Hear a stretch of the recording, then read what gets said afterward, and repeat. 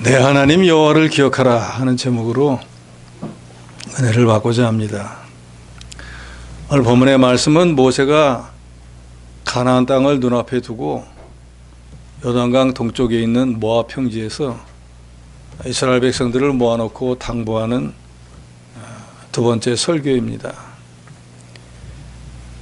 이제 얼마 있지 않으면은 하나님께서 아브라함과 조상에게 약속하셨던 가나안 땅에 들어가서 살게 될 것인데, 거기서 너희는 수고하지도 않은 모든 것들을 얻어서 평안하고 부유한 삶을 살게 될 때, 그 모든 것들이 하나님의 은혜인 것을 기억하고 하나님의 명령, 하나님의 법도 규례를 지키며 그 땅에 있는 어떤 우상도 섬기지 말고 하나님만 섬기는 삶을 살아야 할 것이라 하고 모세가 주지를 시킵니다.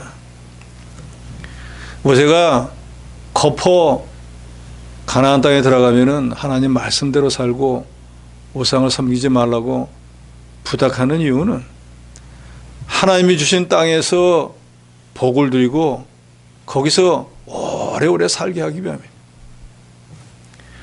어느 때나 하나님이 풍성하게 해주셨을 때, 복된 삶을 살게 해주셨을 때 그 은혜를 기억하고 그 하나님을 잊어버리지 말아야 합니다.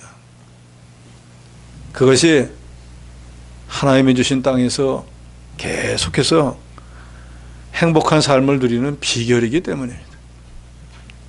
그래서 모세는 내 하나님 여호와를 기억하라 하면서 세 가지를 기억할 것을 이스라엘 백성들에게 당부를 합니다. 첫째는 애굽에서 구원해 주신 것을 기억하라는 것입니다.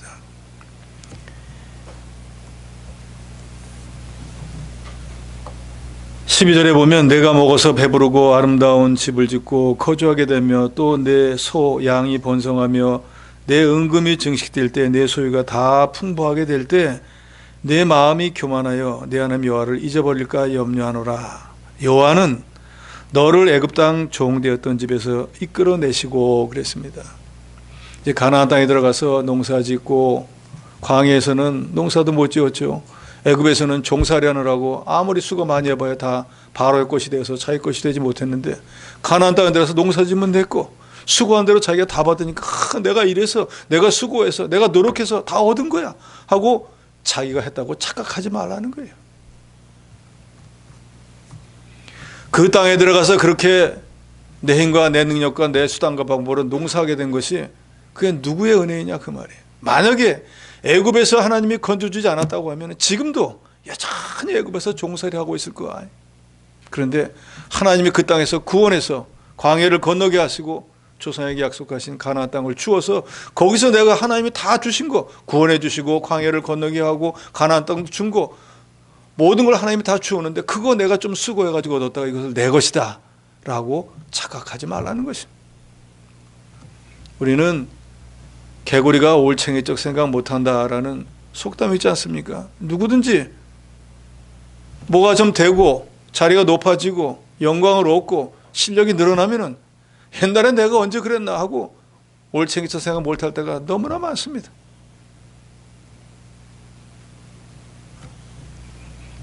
우리가 과거로 시계를 한 20, 30년만 거꾸로 돌려보세요. 지금보다 얼마나 어렵게 살았습니까? 그렇지 않습니까? 어떤 분들은 지하 3방에 있었는데 지금은 번듯한 집으로 가지고 사는 분도 있을 것이고, 신앙적으로도 봐도 옛날에는 어린아이 같았는데 지금은 온 성도가 다 인정하는 그런 직분과 은사를 받은 어엿한 신앙인으로 만들어진 거, 그런 것들이 우연한 것이 아니라 그 말. 내가 잘나서 된 게 아니라 그 말이에요. 만약에 하나님이 저 여러분을 건져주지 않았다고 하면 오늘 우리가 누리는 이 복과 이 은혜가 어디에서 왔을까요? 사람은 누구든지 자기 지위가 좀 높아지고 형편이 나아지면 과거에 어렵게 살았던 거, 그 미천했던 거 생각하지도 못하고 처음부터 내가 원래 그런 사람이었다라고 생각하면서 교만하게 되는 것이 보통입니다. 하나님이 약속하신 가나안 땅에 들어가서 풍족한 삶을 살 때 이스라엘 백성들은 자기들이 과거 애굽에서 430년 동안이나 꼼짝하지 못하고 바로의 종이 되어서 종살이하던 그런 빈천한 계급이었다는 거 다 잊어버리면, 우리가 언제 그랬어? 우리는 원래부터 이렇게 자유로운 사람들이었어. 우리가 맘만 먹으면 이렇게 되는 사람이었어 하고 교만하게 되어진다, 그 말입니다.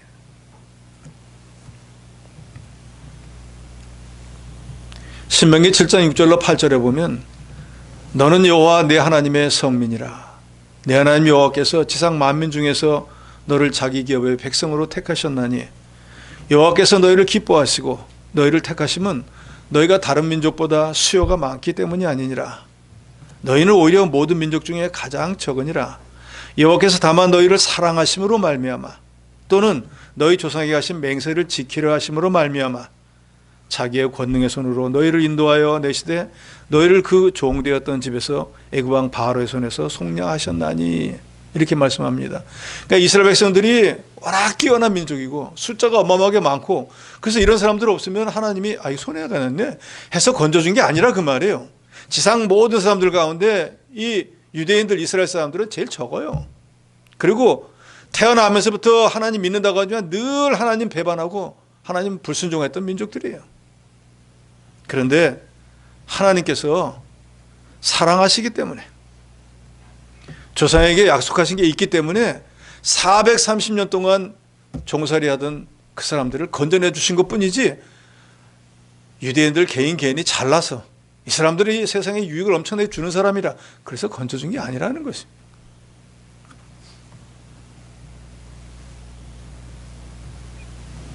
애굽에서 총리가 된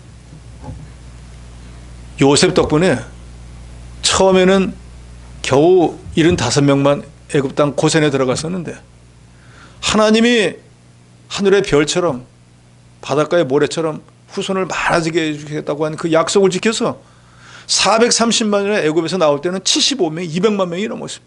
그러니까 하나님 말씀이 그대로 이루어진 거잖아요. 바닷가의 모래처럼 어마어마하게 많아진 거예요. 오죽 많아졌으면은 애굽 왕 바로가 근심을 했겠어요. 이거 오래 있다가는 이 종자들이 너무 자녀들을 많이 낳아가지고 우리 애굽 사람이 하나 낳을 때 이 사람 둘씩 낳으면 얼마 있다가 보면은 유대인이 더 많아져가지고 말만 애굽이지 이거 이 사람들의 나라가 될 것 같다 해서 산파를 불러다가 남자애 낳으면 죽여라. 말 안 들으니까 남자를 낳으면 하숫가에 빠져 죽여라. 오직 그렇게 했겠어요. 종살이를 해도 하나님의 백성이기 때문에 하나님이 사랑해서 그 백성들에게 복을 주신 거예요. 자기들이 뭐 잘나서 생산력이 좋아서 자식이 많고 후손이 많아진 게 아니라 하나님이 복을 주신 거예요. 그런데 그 사람들이 430년 동안 애굽에서는 무슨 일을 했습니까? 무슨 대단한 일을 했어요? 벼슬을 얻어가지고 떵떵거리면서 뭐 백성들을 가르치는 일을 했습니까? 이스라엘 백성들은 세상에 제일 하천민이에요. 그 당시에도 목축업은 제일 빈천한 자들이 하는 거였어요. 그런데 75명이 원래 직업이 목축업이에요. 그래서 그 뒤로 나는 후손들은 목축업을 하는 사람도 있었겠지만 대부분은 이제 애굽 사람들이 하지 않는 일, 벽돌을 만들고 성을 쌓고 하는 그런 세상 사람들이 볼 때는 아주 하찮은 일만 했습니다. 그걸 430년 동안 한 거예요. 그러니까 그게 너무 힘들고 어려워서 하나님 앞에 부르짖고 간구하니까 하나님이 때가 되었구나 들으시고 조상했던 아브라함에게 4대 만에 돌아오겠다고 하신 말씀대로 한 대가 거의 100년이잖아요. 그러니까 4대가 됐으니까 430년이 됐으니까 인도자 모세를 보내어서 내 백성 내보내라 하니까 애굽 왕 바로가 여호와 하나님이 누군데 내가 네 말을 듣느냐고 10번이나 번역하다가 결국은 장자들이 죽는 비극을 당하고 난 뒤에는 어쩔 수 없이 내보냈잖아요. 그래서 430년 동안에 출애굽, 애굽에서 나올 동안에 이스라엘 백성들은 아무것도 한 게 없어요. 하나님이 모세를 통해서 10가지 징계를 일으켜서 애굽 왕 바로를 굴복시키고 건져주신 거예요. 그래서 홍해 앞에 진을 치고 이제 자유민이 되려고 하니까 바로가 남은 모든 군대를 다 몰고 다시 죽이든지 끌어가려고 쫓아왔지 않습니까? 그때 이스라엘 백성들은 어떻게 했습니까? 우리 죽으면 묻을 데가 없어가지고 여기까지 이끌어내가지고 이 사막에서 우리를 죽게 만드느냐고 원망했지 않습니까? 그런데 하나님께서는 그때 인간은 도저히 상상할 수 없는 방법으로 그 사람들을 구원해 주셨지 않습니까? 모세대로 지팡이를 들어 홍해바다를 가리키라고 하고 밤새도록 도풍이 불게 해가지고 거짓말처럼 바다가 갈라지는 역사가 일어나고 이스라엘 백성들은 마른 땅같이 홍해바다를 건넜다 그랬습니다. 저것들이 다 건너가기 전에 빨리 가서 잡아야겠다고 온 애굽의 군대가 홍해바다 중간쯤 왔을 때 하나님은 모세 보고 내가 들고 있는 지팡이를 바다를 가리키라고 합니다.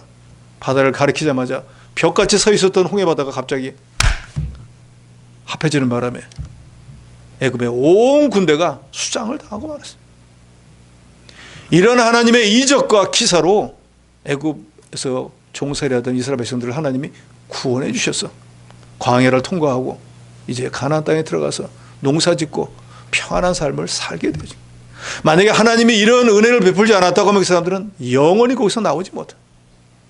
그러니까 지금 잘 먹고 잘 살게 된 게 하나님의 구원의 은혜의 덕분이지 자기들이 잘나서가 아니라는 거예요. 결국 오늘 이 시대에 저 여러분도 별반 다르지가 않습니다. 에베소 2장 11절에 보면 그때 너희는 지금은 예수 믿고 구원 얻은 너희들은 그리스도 밖에 있었고 이스라엘 나라 밖의 사람이라 약속의 언약들에 대하여 외인이요 세상의 소망이었고 하나님도 없는 자이더니. 불신자들의 상태가 그렇잖아요. 하나님을 모르니까 하나님과 단절되어 있어요. 내세를 모릅니다. 하나님을 몰라요. 그러니까 하나님이 택자에게 주시는 약속 없습니다.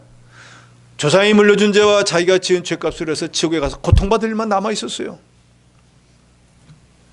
그런데 마치 애굽에서 430년 동안 종살이하던 이스라엘 백성들 자기 모르는 나올 수가 없었는데 하나님께서 전도자를 보내어서 저와 여러분에게 복음의 말씀 예수를 구주로 믿으면 구원과 영생을 얻는다는 이 도리를 듣게 하고 우리의 완악한 마음을 하나님이 온유 겸손하게 해주셔서 그러하다. 예수를 믿어야겠다. 예수를 믿어서 구원을 얻어야겠다. 영생을 얻어야겠다는 마음을 주셔서 우리 마음이 그 복음의 말씀을 받아들이게 해서 오늘 저와 여러분이 하나님의 자녀가 되었습니다. 그러니까 지금 내가 권사가 되었네, 장로가 되었네, 목사가 되었네, 성도가 되었는데 자랑할 게 아니라 주님께서 복음의 전도자를 보내서 저 여러분에게 하나님의 말씀을 듣지 않게 했다고 하면 우리가 어떻게 지금 이 자리에 앉아 있을 수 있겠습니까? 그러니까 지금 우리가 이런 복된 삶을 사는 것이 마치 가나안 땅에서 하나님 주신 복과 은혜를 누리고 사는 이스라엘 백성들처럼 하나님의 구원의 은혜가 있었기 때문이라는 것입니다. 저와 여러분도 모든 걸 다 잊어버린다고 하실지라도 예수 그리스도께서 저와 여러분을 위해서 십자가의 대속의 죽음을 죽어주심으로 나는 그걸 그냥 믿기만 함으로 구원과 사죄의 은총과 천국을 기업을 얻고 하나님의 자녀가 된 이 구속의 은혜를 늘 기억하시기 바랍니다. 우리가 다른 거 다 잊어버려도 이 구속의 은혜는 잊지 마셔야 돼요. 하박국 선지자는 말하지 않습니까? 장차 그 나라에 환란이 닥쳐서 온 나라가 다 망가지고 가진 것을 다 빼앗기고 총살하게 될지라도 나는 내 구원의 하나님으로 기뻐하고 나를 구원해 주신 그 하나님으로 즐거워하는 마음으로 살 것이다. 그게 바로 구속의 은혜를 깨달은 자예요. 이 시대의 저 여러분도 마찬가지입니다. 지금 잘 살고 누리고 사는 모든 것들이 내 능력과 수단과 방법으로 됐다고 착각하지 마세요. 하나님의 구원의 은혜의 덕분이라는 것을 여러분 분명히 믿으시기 바랍니다. 우리가 알지만 광야 40년 동안의 이스라엘 백성들은 이 구속의 은혜를 깨닫지 못하고 무엇이 부족하다 원망하고 하나님 시험하고 간음죄를 짓고 하나님 말씀을 떠났다가 쓰러져 다 죽어버렸지 않습니까? 우리는 그렇게 믿음 없이 쓰러져 죽어버린 조상들의 불신앙을 답습하지 말고 세상의 모든 소유가 다 사라진다고 할지라도 이 구원의 은혜를 늘 기억하고 감사하는 저 여러분이 되어야 되겠습니다. 두 번째로는 광야를 통과하게 해주신 것을 감사해야 됩니다. 15절에 보니까 너를 인도하여 그 광대하고 위험한 광야 곧 불뱀과 전갈이 있고 물이 없는 간조한 땅을 지나게 하셨으며 또 너를 위하여 단단한 반석에 물을 내셨으며 내 조상들도 알지 못하던 만나를 광야에서 내게 먹이셨나니 그랬습니다. 이 말씀은 광야 40년 동안 하나님이 이스라엘 백성들의 필요한 모든 것들을 공급해 주어서 먹고 살 수 있도록 하셨다는 거예요. 실제로 광야 40년 동안 이스라엘 백성들은 애굽에서 나올 때 가지고 나온 발효되지 못한 무교병 떡, 물 얼마 가지고 나오는데 그거는 한 사흘길쯤 가고 다 떨어져 버렸어요. 그럼 그 다음부터는 자기들이 어떻게 살았습니까? 자기들의 능력으로 살 수가 없어요. 광야는 아무것도 없는 데잖아요. 거기서 무슨 물을 구하기도 어렵고 더더욱이 음식을 구한다는 거, 농사는 갑자기 지을 수도 없어요. 농사는 1년 해야지 그 다음에 거 먹을 거 있는 거지 갑자기 뭐 심었다고 생기는 것이 아니잖아요. 그러니까 이스라엘 백성들이 200만 명이 넘는 사람들이 광야에 나오는데 그 사람들이 어떻게 살아갑니까? 하늘에서 하나님께서 만나를 내리셨다 그랬잖아요. 날마다 일용할 양식을 주셨어요. 개역 개정판에는 반석을 갖다가 단단한 반석이라고 그랬죠. 아주 단단한 돌 밑에서 광천수, 요새로 따지면 뭐예요? 사먹는 샘물이 나도록 했다 그 말이에요. 그러니까 이스라엘 백성들한테 하나님이 물을 주라도 마라의 쓴물 같은 걸 주는 게 아니고 저 지하수 밑에서 아주 요새 돈 주고 사 먹는 그런 광천수를 끌어올려 가지고 그 200만 명이 먹을 수 있도록 해주었다는 거예요. 더더욱이 만나는 땅에서 나는 것이 아니고 하늘에서 내려오잖아요. 하나님 만들어서 보내주시는 거예요. 그러니까 얼마간 지나가면은 이거 뭐 부패하고 그런 게 없습니다. 또 그 만나에는 모든 영양소가 다 들어있어요. 그래서 뭐 요새는 우리 그러잖아요. 뭘 안 먹으면 뭐 각기병이 걸리고 뭐를 안 먹으면 뭐 어쩌고 뭐 비타민이 뭐가 부족하고 했는데 이스라엘 사람들이 광야 40년 동안 사는 동안에 무슨 뭐 각기병이 걸리고 뭐가 안 보여가지고 영양소가 부족해서 죽었다는 사람 한 사람도 없어요. 먹을 것과 마실 것과 입을 것을 그 200만 명이나 넘는 사람들에게 하나님이 한 사람도 빠지지 않고 다 공급해 주었다는 거예요. 오늘날 그걸 돈으로 치면 얼마가 될까요? 200만 명에게 1원짜리 하나 먹여도 200만 원이잖아요. 1,000원짜리 먹이면 얼마 되겠어요? 수십억이에요. 한 끼당. 그걸 40년을 먹이면 돈으로 얼마겠어요? 상상을 초월합니다. 하나님이 그렇게 은혜를 베풀어서 40년을 광야에 살게 하시고 가나안 땅에 들어가게 하신 거예요. 그러니까 그 광야 생활에서 살아남아서 가나안 땅에 들어간 사람은 하나님의 은혜에 감사해도 억수로 감사해야 돼요. 더더욱이 우리가 잘 알듯이 사막이라고 하는 지형 자체가 낮에는 막 40도 50도까지 올라가는 엄청나게 뜨거운 열기고 밤에는 또 기온이 뚝 떨어져 가지고 어떨 때는 막 영하까지도 내려가니까 하루에도 기온차가 몇십 도씩 하니까 그러면 제일 잘 걸리는 게 뭐예요? 감기 걸린다고요. 그런데 감기가 만병의 원인이라 고치지 않으면 그게 천식이 되고 다 죽게 돼 있어요. 하나님께서 그런 것까지 다 염려해서 낮에는 열사병으로 죽지 않도록 구름기둥, 밤에는 얼어 죽지 않도록 불기둥으로 다 보호해서 오늘 본문에 또 이렇게 하죠. 광대하고 위험한 광야, 곧 불뱀, 전갈이 있는데 광야에 또 그 해하려고 하는 여러 가지 악한 짐승이 있을 때 그런 것들이 이스라엘 백성들을 해하지 못하도록 하나님이 또 다 보호해 주셨다는 거예요. 그러니 하나님의 은혜가 얼마나 대단합니까? 먹게 해주시죠. 마시게 해주시죠. 걸치고 씻는 거 다 공급해 주시죠. 때로는 또 뭐 정력이 떨어져서 죽겠다고 고기를 먹겠다고 아우성치면 매출하기 고기도 주시죠. 낮에는 구름기둥으로 보호해 주시죠. 밤에는 또 불기둥으로 인도해 주시죠. 그러니까 이스라엘 백성들은 매일매일의 삶마다 하나님 앞에 감사해야 돼. 그 중에 뭐 한 가지라도 하나님이 공급 안 해주면 그 사람들은 죽을 수밖에 없습니다. 그런데 과연 그 광야 40년 살아가는 동안에 이스라엘 백성들은 날마다 하나님 은혜에 감사했을까요? 그 사람들이 그렇게 감사했다고 하면 하나님 앞에 그렇게 4가지 죄를 범죄해가지고 광야에 다 쓰러져 죽었겠습니까? 물론 그 가운데 정말로 하나님 은혜에 감사해서 어떻게든지 보답하는 삶을 살려고 했던 사람도 있었겠지만 대부분의 사람들은 그렇지 못했다는 거예요. 자, 오늘 이 시대를 우리가 한번 봅시다. 예수 믿고 난 뒤에 여러분의 삶이 어떻게 변했습니까? 과거보다 더 못하십니까? 과거보다 훨씬 나아졌습니까? 우리 나라를 한번 보세요. 지금 나라가 좀 어지럽긴 하지만 과거 시대와는 전혀 다르잖아요. 국민의 의식도 성장했고 또 부를 비교하면은 옛날과는 비교를 못합니다. 전 세계에서 전쟁의 화마를 당하고 난 뒤에 세계에서 10대 부국으로 들어간 날은 역사를 통틀어서도 우리 대한민국 하나 외는 거 없습니다. 그럼 우리 민족이 아주 우수하기 때문에 이렇게 됐습니까? 우리는 모이면 싸우잖아요. 우리들끼리 서로 그러잖아요. 와, 이렇게 단합이 안 돼. 그런데 어떻게 이렇게 잘 살게 되었습니까? 모렐 같은 민족들이 왜 이렇게 잘 살게 되었어요?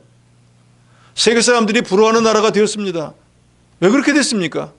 위대한 지도자가 나와서 강제로 막 끌어가니까 그래서 된 겁니까?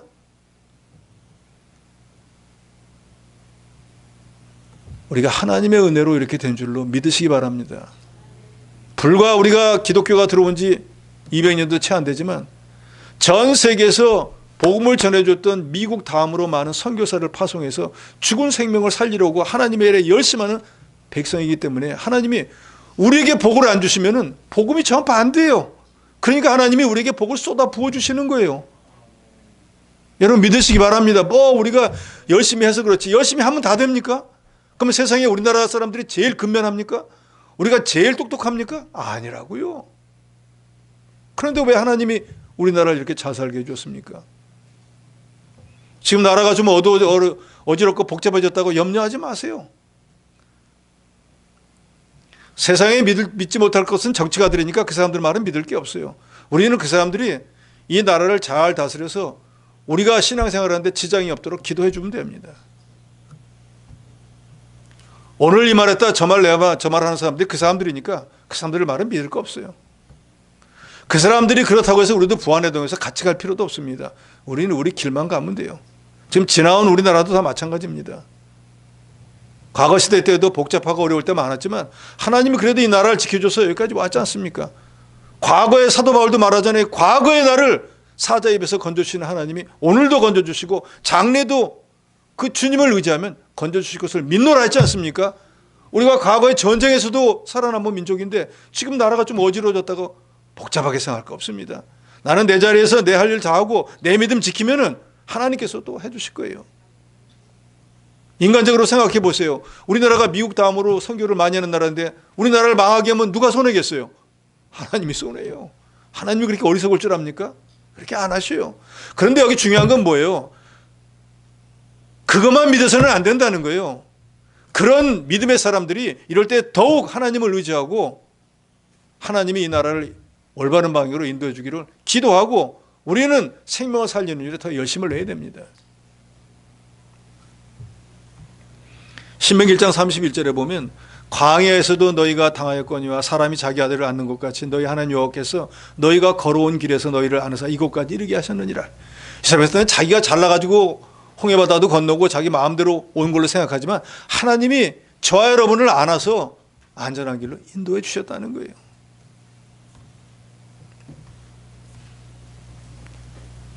Footprint in the sand, 모래 위에 새겨진 발자국이라고 하는 어떤 무명 작가의 글이 있습니다. 어떤 사람이 하루는 꿈을 꾸었습니다. 꿈속에서 예수님과 함께 해변가를 따라 걷고 있었는데 하늘을 가로질러서 자기가 살아온 과거가 쫙 펼쳐졌습니다.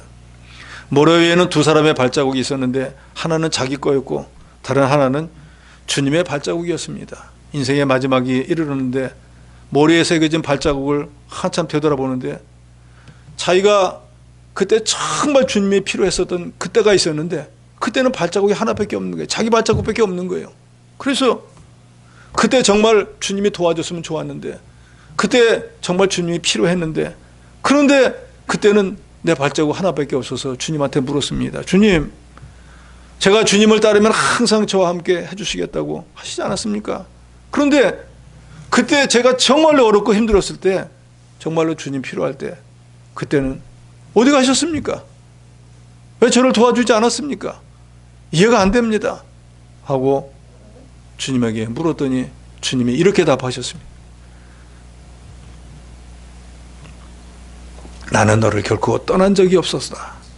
내가 고통과 환난 가운데 있을 때 모래 위에 한 사람의 발자국만 있었던 것은 내가 너를 얻고 지나갔기 때문이다. 저와 여러분은 내가 잘나서 내 능력과 수단으로 여기까지 온 줄로 생각하지만 그 발자국은 주님이 우리를 얻고 온 발자국이라는 거예요.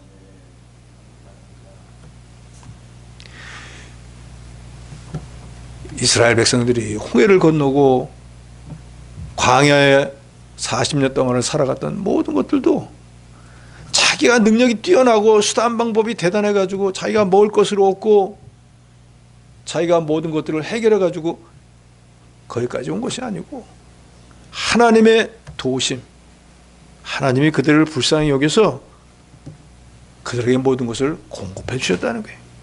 저 사람은 예수 믿고 난 뒤에도 마찬가지입니다. 지금까지 살아온 모든 것들이 내가 잘나서 내가 다른 사람보다 뛰어나서가 아니라 하나님이 저와 여러분을 불쌍히 여겨서 여기까지 오게 하셨다는 것을 믿으시기 바랍니다. 그래서 우리가 이걸 기억하고 잊지 말아야 돼요. 나도 이 정도 하면 이제는 됐어 하고 교만하면 이내 넘어지기 시작하는 것입니다.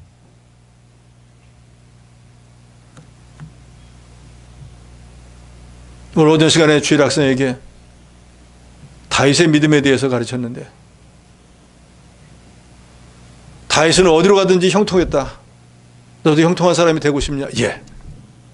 그러면 하나님과 함께하는 삶을 살아야 돼. 그러면 하나님이 나는 약해도 하나님이 이 우주에서 제일 강한 분이니까 나는 약해도 제일 강한 분이 내 뒤에 있기 때문에 내가 뭘 하든지 어디를 가든지 형통하고 성공하는 것이다. 그렇습니다. 저와 여러분은 예수 믿는 사람들은 불신자보다 약해요. 제대로 믿는 사람들은 절대로 주일날 일 안 하잖아요. 그러면 산술적으로도 생각해 보세요. 7일을 일하는 사람과 엿새를 일하는 사람과 누가 더 부를 취할 수 있겠어요? 누가 더 잘 되겠어요? 당연한 겁니다. 그런데도 오히려 주일을 온전히 성수함으로 그 면을 보시고 하나님께서 엿새 동안에 그 사람들이 7일 일하는 것보다 더 많은 복을 쏟아 부어주시는 거예요. 그래서 출애굽기에 십계명을 주실 때에도 너는 엿새 동안 힘써 일하라 그랬어요. 엿새 동안 대충 일한 사람은 주일날 쉴 자격이 없습니다. 우리 믿는 사람들은 그래서 세상에 나가서 직장 생활을 하든 사업을 하든 뭐 학창 생활을 하든 뭘 하든 엿새 동안은 열심히 해야 돼요. 열심도 대단히 열심히 해야 돼요. 왜요? 우린 주일을 쉬어야 되기 때문에.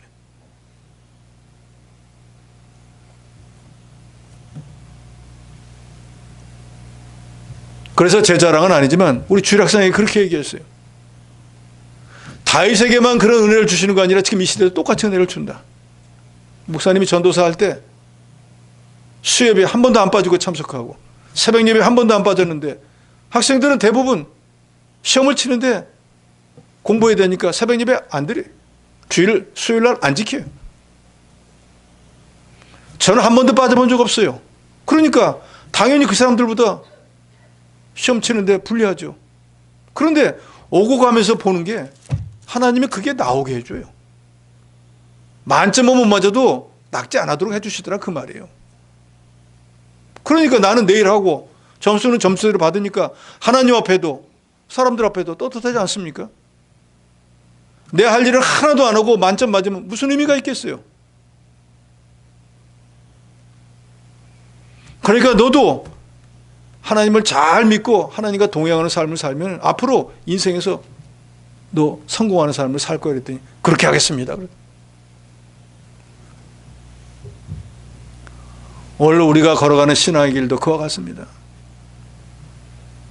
끝없는 마귀의 시험과 먹고 사는 문제가 우리 앞에 있지만 하나님의 주권을 믿고 너희는 먼저 그의 나라와 그의 의를 구하라는 그 말씀대로 하나님의 일을 먼저 하면은 하나님이 광야 40년 동안 분명히 그 수백만 명을 먹이신 것처럼 저와 여러분도 먹이고 입히고 부족함이 없는 삶을 살게 해주실 거예요. 우리가 지금까지 여기까지 살아온 것도 하나님의 은혜인 것을 기억하시고 감사하는 여러분 되시기를 바랍니다. 세 번째로는 가나안에서 살게 해주신 것을 감사하라 그랬습니다.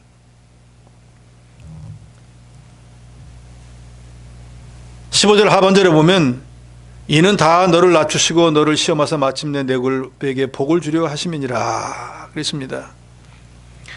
가나안 땅에 들어와서 이스라엘 사람들은 어떻게 되었습니까?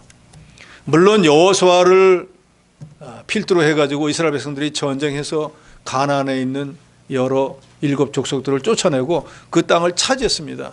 그런데 430년 동안 이스라엘 백성들이 애굽에서 종살이할 동안에 그 가나안의 일곱 족속들은 뭘 하고 있었습니까?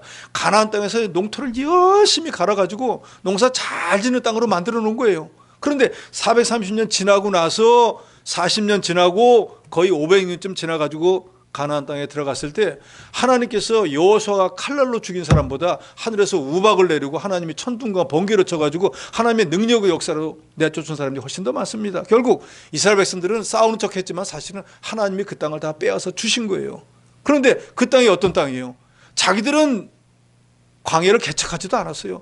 이미 몇백 년 동안 거기 이방인들이 열심으로 농사 지었고 잘 될 수 있는 땅을 다 마련해놓은 걸 하나님이 그냥 거저준 거예요. 그리고 자기들이 심고 거두고 남부럽지 않은 삶을 살게 되었습니다. 그 모든 것이 하나님의 은혜로 되어진 거라 그 말이에요. 전도서 5장 19절에 보면 어떤 사람에게든지 하나님이 재물과 부유를 그에게 주사 능히 누리게 하시며 제 몫을 받아 수고함으로 즐거워하게 하신 것은 하나님의 선물이라 그랬어요. 이 말은 뭔가 하면 하나님이 내가 수고한다고 해서 재물을 주시고 나를 부자가 되게 해서 그걸 누리게 하는 게 하나님의 은혜라 그 말이에요. 어떤 사람은 줘도 누리지 못하는 사람이 있잖아요. 수전노 아시죠? 수전노라는 말은 뭐예요? 모을 숫자, 돈전자, 노예 노자, 돈 모으는 노예. 그냥 돈 모으는 재미로 사는 거예요. 통장에 돈 들어내고 뭐 즐거워하는 거예요. 근데 쓰지는 못해. 그러니까 돈에 묶인 노예다 그 말이에요. 돈을 모으는 목적은 뭘까요? 쓰기 위한 거죠. 근데 그 사람은 모으는 재미 외에는 없는 거예요. 그러니까 돈 모으는 노예인 거예요. 여러분들 돈 모으는 노예가 되지 마세요. 하늘나라를 위해서 쓰는 재론자가 돼야지. 돈만 모으다가 세상 떠나 그러면 자식 좋은 일 하라고요. 자식도 없이 죽은 사람은 자기 친척 좋은 일 하라고요. 뭐 하려고 그 짓을 하고 있습니까? 제 몫을 받아 수고함으로 즐거워하게 하신 것이 하나님의 선물이라는 것은 내가 수고했더니 그 수고한 대가를 받아가지고 그걸로 내가 누리게 한 것이 그게 하나님의 은혜라는 거예요. 그게 왜 은혜인가? 내가 한 달 수고했으면 월급 받는 게 당연하지.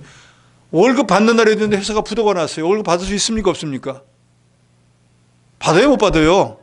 못 받아요. 현찰로 받아가지고 오늘 집에 가가지고 자녀들하고 이런저런 일을 하고 이제 지하철 타고 오다가 스리를 맞았어요. 그러면 쓸 수 있어요? 없어요? 없다니까요. 도둑은 안 맞고 집 문축 들어가려고 하는데 갑자기 차가 와서 끽 해가지고 세상을 떠났어요. 쓸 수 있어요? 없어요? 없어요. 그러니까 저와 여러분이 뭔가 수고를 해서 내 손에 뭐가 쥐어지고 그걸 가지고 내가 뭘 사서 내 입에 넣고 가족들과 즐기는 모든 것도 하나님이 허락하셔야만 된다는 거예요. 그러니까 지금 우리가 이렇게 평안한 삶을 살고 우리가 부유한 삶을 사는 모든 게 내가 수고하겠지, 나처럼 하면 되지가 아니라는 거예요. 나를 구원해 주셨기 때문에, 지나간 수십 년 동안 하나님 나와 함께 하셨기 때문에, 하나님이 내가 수고한 모든 것들을 누릴 수 있도록 복을 주셨기 때문에 내가 지금 이렇게 누리고 있다. 저 여러분이 지금 예배당에 모여서 이렇게 예배를 드리는 이것조차도 하나님의 은혜입니다. 만약에 어젯밤에 자다가 오늘 아침에 일어났는데 다리가 안 움직여. 그러면 오늘 예배당 나올 수 있습니까? 없습니까? 못 오시죠. 아이고 예배 시간이 늦었다가 빨리 뛰다가 갑자기 도로에서 끼익 하면은 지금 병원에 가 있을 거 아니에요. 우리가 여기서 예배 드리는 것조차도 모든 것들을 하나님이 다 예배 드릴 수 있도록 모든 것들을 허락하셨기 때문에 우리가 여기 있는 거지. 아이고 나는 뭐 내가 나오고 싶고 예배 드리고 싶으면 예배 드려. 아니라고요. 마음 먹고 다 된다 그러면 세상에 근심 걱정이 어디 있겠습니까? 마음 게 됩니까? 한 가지도 되는 거 없습니다. 창세기 26장에 보면은 이삭이 거부가 되었다 그랬는데, 이삭이 거부가 자기가 수고해서 됐습니까? 하나님이 흉년된 땅에서 농사지으라고 해서 농사지어서 거부가 되었어요. 하나님이 거부가 되도록 해주셨어요. 재물 얻을 능을 하나님이 주시는 거예요. 고기 잡는 기술이 뛰어나다고 고기 다 잡는 게 아닙니다. 우리가 잘 아시죠? 예수님의 수제였던 베드로는 어부예요. 수십 년간을 갈릴리 바다에서 고기 잡던 사람이에요. 그러니까 눈만 딱 감아도 어디쯤 고기가 있을 거야. 바다 지형도 다 외우고 있는 사람이에요. 그런데 예수님을 만나는 그날은요, 밤새도록 고기 잡았는데 몇 마리 잡았다 그랬죠? 몇 마리요? 한 마리도 못 잡았다 그랬어요. 이상하잖아요. 수십 년을 고기 잡은 사람인데 뻔히 고기 어디 있는지 아는데 가서 그물을 내려도 고기 안 들어와요. 왜 안 들어왔을까요? 그날은 주님이 들어가지 못하도록 명령을 내렸거든요. 그래, 아무리 잡으려고 자기 수단 방법을 강구해도 안 돼. 그건 뭘 말하는 거예요? 인간의 수단과 방법이 한계가 있다는 거예요. 아무리 뛰어난 사람도, 아무리 경험이 많은 사람도 한계가 있다는 거예요. 사람이 머리로 뭘 하려고 해서 되는 일이 없다는 거예요. 그런데 예수님은 너무 우스운 거예요. 젊은이가 떡 오더니 그거 좀 깊은 데로 갑시다. 근데 그물을 내리시오. 말도 안 되는 소리를 한다고요. 그러니까 베드로가 분명히 말씀하죠. 내가 밤새도록 잡은 것이 없지만 주의 말씀에 의지해서 그물을 내리겠습니다. 주님이니까 주님 말씀대로 순종합니다 하고 내렸더니 그물을 잡은데 감각이 이상한 거예요. 끔찍을 안 하는 거예요. 이게 뭐야? 돌에 걸린 것도 아니고. 고기가 너무 많이 들어가서 성경 기록하고 있죠. 그물이 찢어질까 봐 배 둘이 모여가지고 간신히 들어올렸다 그랬어요. 갑자기 그 많은 고기가 어디서 왔을 거예요? 자기 상식으로 이해가 안 되는 거예요. 내가 고기라고 하면, 바다라고 하면 나보다 더 많이 하는 사람이 없는데 말도 안 되는 그물을 내리라고 했는데 고기가 잡힌 걸 보고 즉시 주님 앞에 베드로는 엎드러져서 이렇게 말하잖아요. 주여, 저는 죄인이오니 저를 떠나시옵소서. 하나님 앞에 죄인은 죽을 수밖에 없잖아요.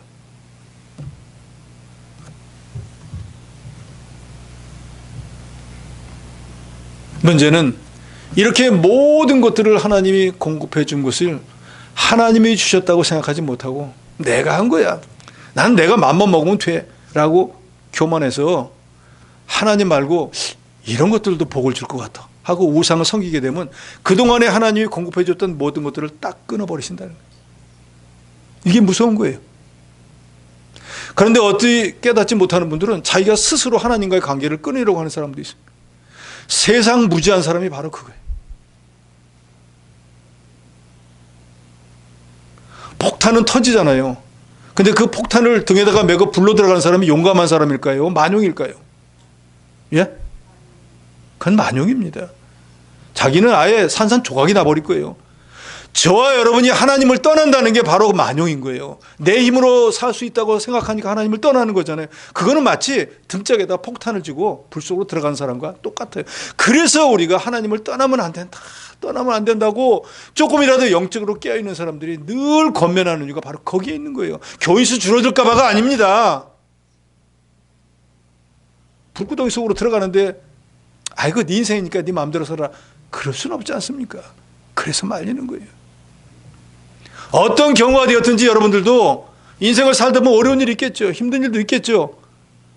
성도들도 알아주지도 않고 목사님도 모르고 그런 게 백날 다녀서 뭐하나 라고 생각한다고 할지라도 저와 여러분이 지금까지 온 것은 그래도 요만한 믿음을 가지고 믿음 생활하고 있기 때문에 하나님이 그래도 여기까지 인도하시고 누리게 하시고 살게 하신 줄로 믿으시기 바랍니다.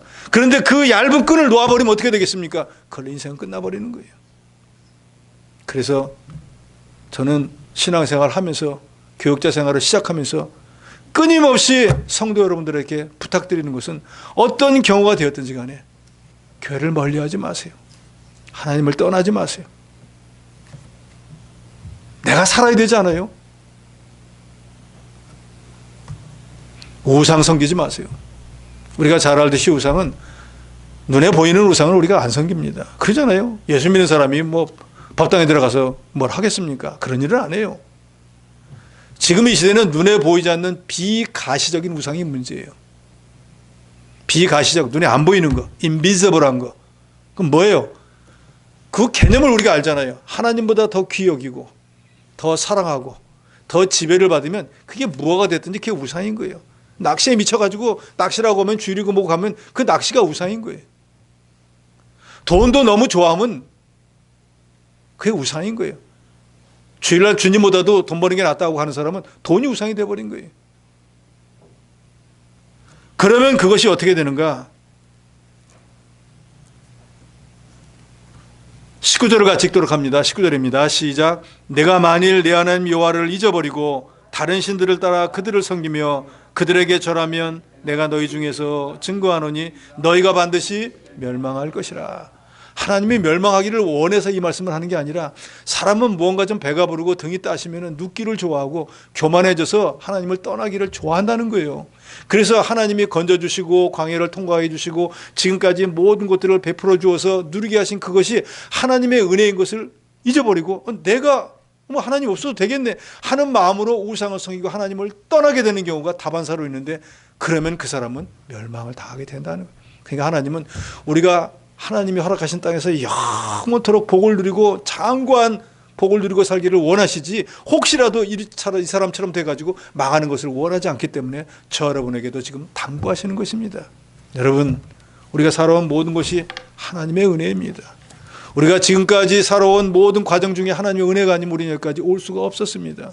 지금까지 하나님이 모든 것들을 공급해 줘서 우리가 누리고 살았습니다. 이 모든 것이 하나님의 은혜인 것을 기억하시고 어떤 경우가 되었든지 하나님을 떠나지 마시고 우상 섬기지 마시고 하나님만 믿고 의지하고 섬겨서 하나님이 주시는 복으로 자자손손 천대까지도 복을 받는 여러분이 되시기를 주의 이름으로 축원합니다.